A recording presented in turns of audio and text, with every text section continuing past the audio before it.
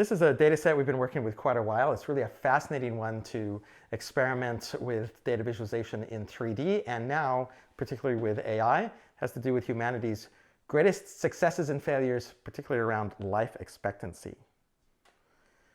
So you can get a sense of life expectancy around the globe on this beautiful little map. But let's take a look at the main visualization here. So what we're going to do is we're going to take a look at the last 200 years, back to 1800, and a selected set of countries, and ripple the data up to show the life expectancy on the vertical axis. And so what are some of the things that we can do with AI that is interesting to discuss here? So first of all, let me mention this is a multi-user environment. You can see Michael selecting different countries to show off. In fact, we can just pick out some of these that are pretty interesting. So this guy here is Singapore, and you can see that it has had very high life expectancy now and had a couple of gaps in its past. Let's just get some more information about this. Tell me about life expectancy in Singapore over the last 200 years. So ChatGPT is going to go ahead and give us context about life expectancy. It was relatively low in the 19th century, and then due to various enhancement, it has risen very highly and is one of the very impressive ones. But we can also see some of the challenges that have happened in Singapore's history. Maybe I'll select this guy and say, tell me more about this. So it knows what dot I've selected, and it can tell us more information about what happened in 1943. Highlights the difficult circumstances faced by the population during the war period, World War II, which is fascinating. Filter to show me Rwanda. So we can ask ChatGPT to manipulate this visualization. In this case, show me just Rwanda.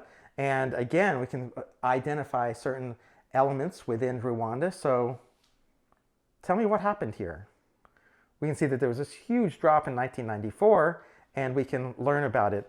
In 1994, Rwanda experienced a devastating genocide that resulted in the loss of hundreds of thousands of lives. Wow, so that's the genocide there. We can also, well, here, let's just remove the filter. We can have it return to show us the full data set. And we can manipulate it in even other interesting ways. So say, show me life expectancies below 30.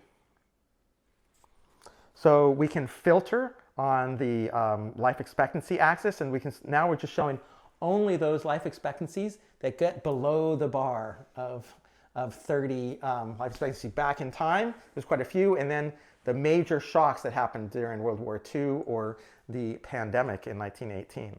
Really interesting to explore that. Yeah, Michael, go ahead. What interests you here? What would you like to know about? Oh, I guess I'm kind of curious. Cambodia during these many years being a very low life expectancy, what would that be related to? Go ahead, and why don't you ask ChatGPT, see what it can tell us. What was happening here during this time period? So again, it's going to use the context of his selected dots there, and it tells us that it was in 1975, the country was under the brutal regime of the Khmer Rouge, led by Pol Pot. Fascinating element there. We can also, here, let's go ahead and remove that filter. And we can also change what columns are used on which axis. So put the population on the height axis.